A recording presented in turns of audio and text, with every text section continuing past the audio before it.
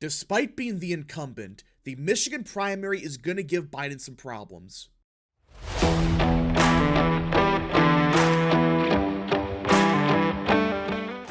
What is up, people of the internet? It is me, Real American, back again with a new video, and today it is time that we talk about the 2024 Michigan Democratic primary, because everyone, it appears despite being the incumbent, the Michigan primary is going to give Biden some serious problems later tonight. Now, before we continue with today's video, I hope you enjoy these type of videos. If you do, smash the like button down below, subscribe, share with your friends, hit that little bell, follow the social media accounts in the description down below, and of course, join the channel today. Again, folks, all support is greatly appreciated, and yeah. So let's get right into it, because this could be a fascinating story if Biden does as bad as some people are expecting him to do, compared to South Carolina and Nevada, where he got 99% of the vote. To be clear, Biden will still win the Michigan primary by a lot. It's just a matter of what percent of the vote does he get. When Joe Biden moved Michigan up on the primary calendar, he could not have anticipated a protest vote over the Israel-Hamas war. But now that the president is facing significant political fallout from the conflict, the vote in Michigan has suddenly become a test for him. A coalition of Arab American and Muslim leaders, alongside progressives in the state, are urging Democrats to vote uncommitted in the primary as a form of protest against Biden. And this is why Biden will do worse in Michigan, primary-wise, compared to South Carolina and Nevada. We're not going to consider New Hampshire in this because he was technically off the ballot. He was a write-in, blah, blah, blah. But here he's on the ballot. He is going to get votes, not from write-ins, but from people actually voting for him. And he may not even get 90%. He may not even get 80%. That's how large this uncommitted vote is. The outcome could send an important message to Biden, either convincing the president that he's not paying a price for rejecting an immediate ceasefire or prompting further calls for a course correction. In the last 3 weeks, volunteers made tens of thousands of phone calls and organized protests on college campuses, while picking up endorsements from Rashid Tlaib and former Democratic presidential candidate Beto O'Rourke. Voting uncommitted isn't just symbolic. Layla El-Abid, the Listen to Michigan campaign manager, said in a memo, "It represents the electoral margins that could determine President Biden's electoral fate in November of 2024, and this is why everyone is paying attention to this. This is a legitimate campaign in a swing state. Remember, Trump won the state by what? 10,000 votes in 2016? If there are 10 to 15,000 uncommitted votes, that could single-handedly flip the state to Trump. That's why everyone is focused on this. Like, hey, what percent of Democrats are voting uncommitted? And hell, what is the raw vote total? Is it 10,000? Is it 15,000? Is it 1,000? What is it? The more uncommitted votes, the worse it is for Biden. For some Biden backers, though, the uncommitted effort's low bar makes it irrelevant, said Colorado Governor Jared Polis in an interview with Politico last week. I think you'll see how weak that movement is when Biden's delegates win Michigan, Polis said. Which I think this is absolutely stupid to say this. Listen, on paper, it doesn't seem like a lot. Oh, only 10,000? Oh, only 15,000? Whoop-de-doo. Remember, this is your hardcore voters that are voting uncommitted. If they're breaking against you, I mean, just 10,000 votes could flip Michigan. That is the problem here. Just ignore it because, oh, it's such a low bar. No, that's actually a pretty significant one. If there's more people voting uncommitted than your potential margin of victory, that's a problem for you. The Listen to Michigan campaign itself is setting up a bar for what it is calling success. El-Abid, who is Tlaib's sister, set 10,000 voters as its benchmark for success in its memo. They chose that number because it's about the same as Donald Trump's margin over Hillary Clinton in 2016. That's a downgrade from last week when El-Abid told Politico in an interview that they hope to draw 20,000 voters. Which, you know, you could say that's a bad sign for the movement that, oh, no one's going to vote for it. I think it's more so that turnout is so bad right now in Michigan that, let's just focus on getting the margin of victory for Trump. Set the standard of 10,000, because 10,000 votes could single-handedly flip the state of Michigan.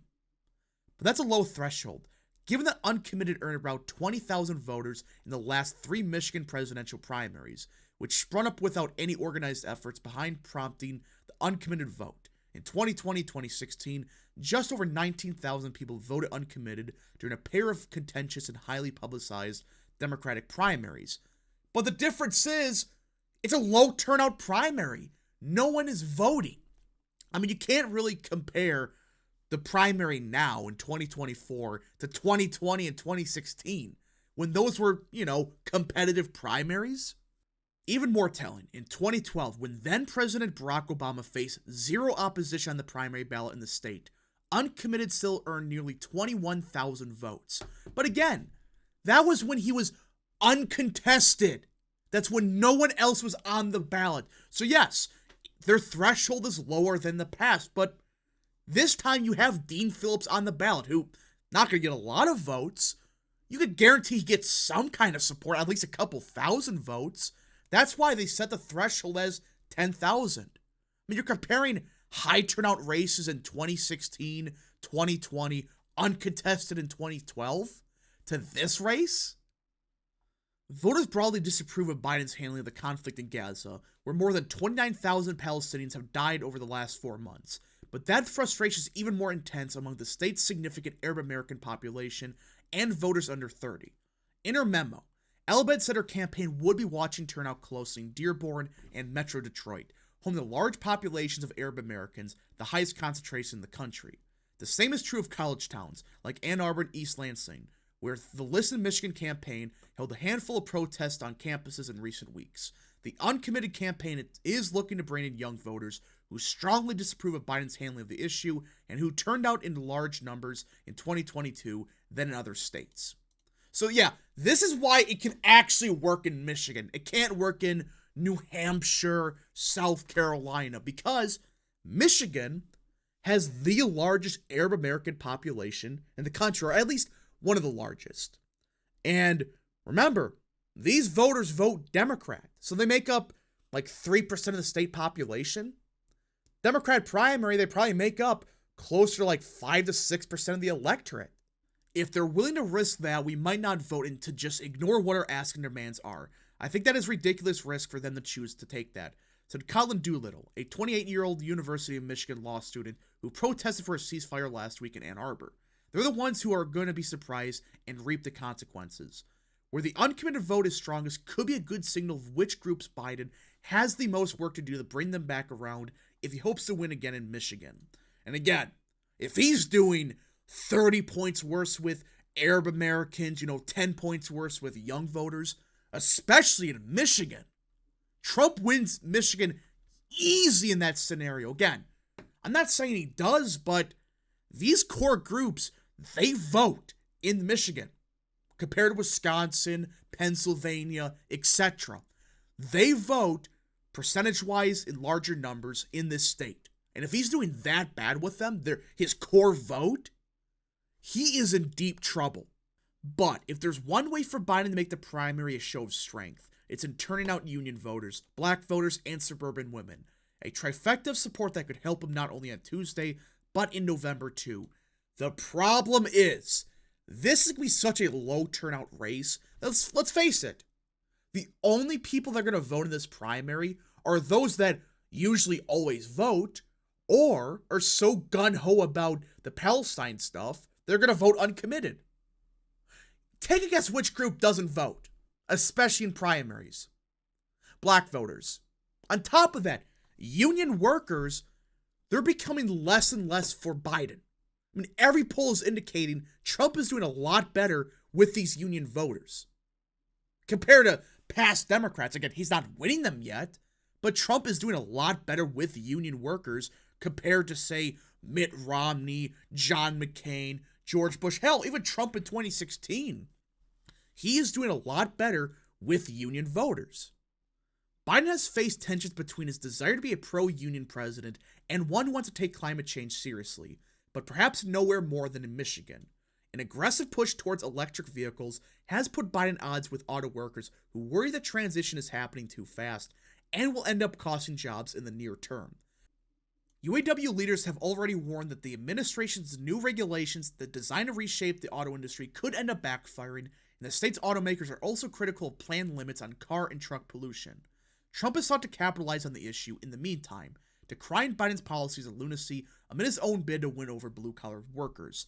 And in my opinion, if it wasn't for the uncommitted campaign, I really think that more people would be talking about this. I think they should in the first place, because this is a problem for Biden that not enough people are taking seriously. On one side, you have the young progressive Democrat that supports regulations to stop climate change and all of that.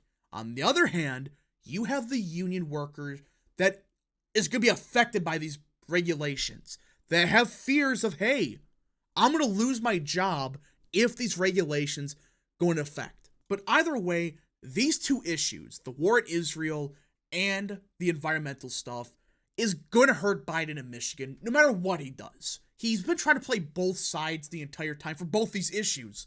The problem is, he's pissing off everyone. On the Israel front, he's trying to be half-assed pro-Palestine, half-assed pro-Israel. It just pissed everyone off. The environmental stuff, he claims to be pro-union, but his policies are going to hinder union jobs. And union voters are starting to realize Biden's policies are just going to hurt union workers. They're not going to help. In fact, he claims he's pro-union, but he wants to pass all these regulations that will take away jobs. It ain't a good look. He's trying to play both sides. It's not working. So Michigan will be the first, I guess you could say, real test for Biden. The New Hampshire primary, he did pathetic in, but you could say he was a write-in candidate and he still got like 70% of the vote. Fine.